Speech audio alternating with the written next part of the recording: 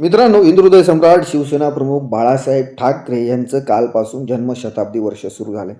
23 जानेवारी 1926ला साहेबांचा जन्म झाला. आणि बाळासाहेबांचं महाराष्ट्रासाठी, मराठी माणसासाठी, मराठी भाषेसाठी, मराठी चित्रपटासाठी किती योगदान आहे हे वेगळं सांगायला नको. मित्रांनो, मराठी माणसासाठी, मराठी भाषेसाठी साहेबांनी 1966ला 19 जून 1966ला शिवसेनेची स्थापना केली.